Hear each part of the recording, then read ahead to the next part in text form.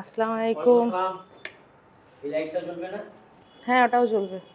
কি লাগানো হবে আমার পরে বলেন। ওই তো এটা লাগানো হবে, কাপড় মেলার রডটা। শফিক ভাই তো ঠিক করে দিয়ে গেছে পুরো। সেট করে দিয়ে গেছে। এটা হবে তাই তো? হ্যাঁ।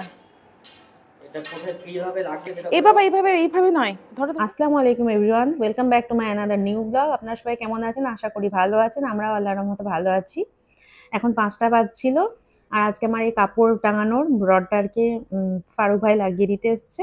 ভাইকে তো ডেকেছিলাম অনেকদিন আগে, উনি আসতে অনেক লেট করে দিয়েছে, ওর জন্য আমার একটু অসুবিধা হয়েছে কিছুদিন, কিন্তু কি মানুষ সুবিধা অসুবিধা নিয়ে মানুষের জীবন। প্রথমে তো উনি বুঝতেই পারছিলেন না যে কি করে লাগাতে হবে। এর আগের দিন আপনারা দেখেছেন হয়তো, আমার ভিডিওতে যারা দেখেছেন তারা বুঝতে পারবেন যে শফিক ভাই এসেছিলেন, উনি লাগিয়ে দিয়ে সব ফিটফাট করে দিয়ে গেছিলেন। তো সেদিন তো ড্রিল মেশিন ছিল না, ওই জন্য ড্রিল মেশিন না থাকার কারণে, মানে যেটা সিলিং সিমেন্ট ড্রিল করে সেরকম ড্রিল মেশিন ছিল না, তাই জন্য সেদিন তো লাগিয়ে ওঠা পসিবল হয়নি। তো আজকে নিয়ে এসছেন, ইনি ইলেকট্রিক মিস্ত্রি। তো মাপজোপ নিচ্ছেন, আর আমাকে জিজ্ঞেস করছে যে কতটা কোথায় কতটা ঠিক করব, দাগ দেবো, কোনখান থেকে করব বুবু।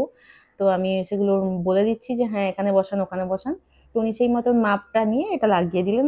সাথে আমার হাজব্যান্ডও একটু হেল্প করেছিলেন ওনাকে। এটা হেল্পের দরকার হতো না অ্যাকচুয়ালি।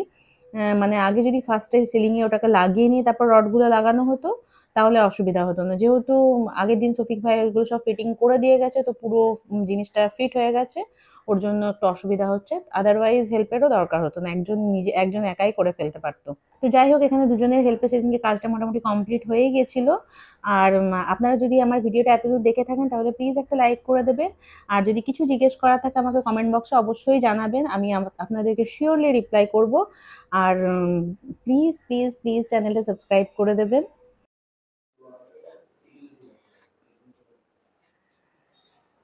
নাও চা। আমি আসছি। এটা ফারুক ভাইকে দেবো। এইভাবে দিতে হবে, একটু মানে ঝুলে থাকবে। কেন ঝুলে থাকবে? পুরো দেওয়ালের সঙ্গে সাঁটিয়ে দাও। হ্যাঁ, আরেকটু ওই সাইডে যাবে। অত ওই সাইড না, পুরো মাঝ বরাবর। আরেকটু আরেকটু আরেকটু রাইটে রাইটে।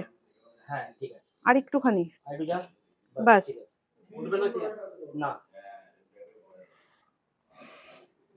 বেশ ঠিক আছে। এসিতে পানি পড়ে না তো কোন? না না না। না, আর উঠবে না, আরেকটু নামাও। আরেকটু নামাও। হ্যাঁ হ্যাঁ ঠিক আছে। ফ্রেমটা আমার মেয়েকে দিয়েছিলাম, আগে আমি ফ্রেম বাঁধিয়েছি, এবার লাগাবো এটাকে ওখানে।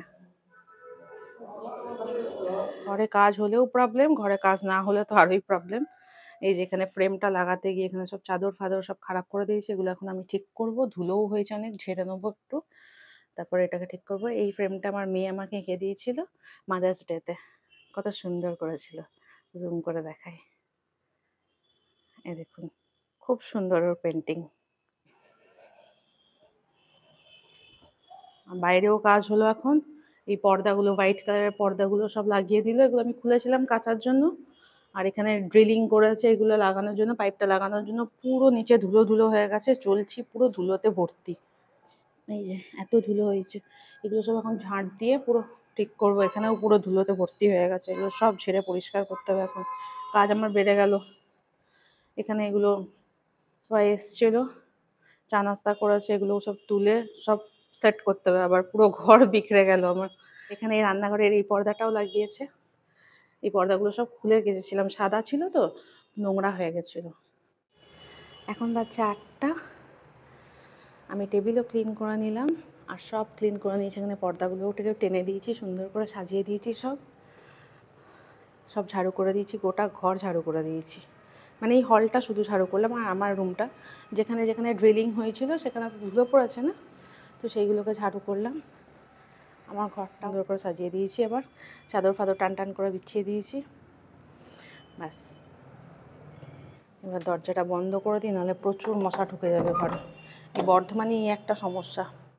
সব বাসনপত্র ধোয়া হয়ে গেছে, এগোটাই বাসনপত্র ছিল, ক্লিন করে নিয়েছি সব এখানটা। এবার আপনাদের সঙ্গে শেয়ার করবো আমি যে কাপড় টাঙানোর রডটা টাঙালাম না, এটাতে এখন আমি কাপড় মেলবো।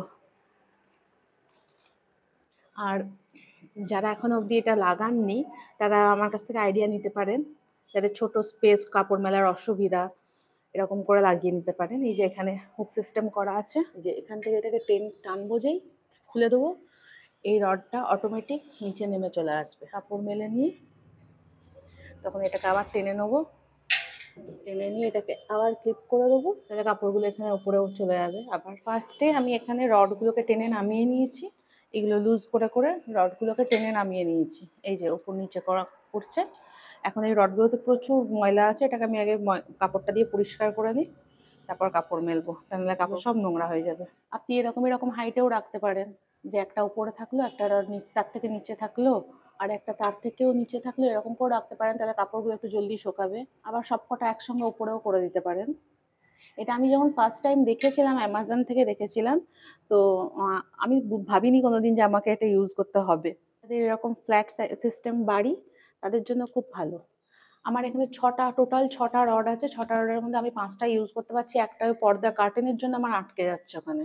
তারপরে এখানে আমি সব কাপড়গুলো ঝটপট মেলে নিয়েছিলাম, আমার নিজের খুব ভালো লেগেছে, আমি এখন অনেকদিন হলো ইউজ করছি, খুবই সুন্দর। এবার এটা মেলা হয়ে গেল, এটাকে আমি এবার উপরে তুলে দেবো এভাবে, এটাকে উপরে তুলে দিলাম, তুলে এখানে আটকে দেবো। এবার আমি এটাতে মেলবো, এটা এটা খুলে দিলাম, ব্যাস এটাকে এবার তুলে দিলাম।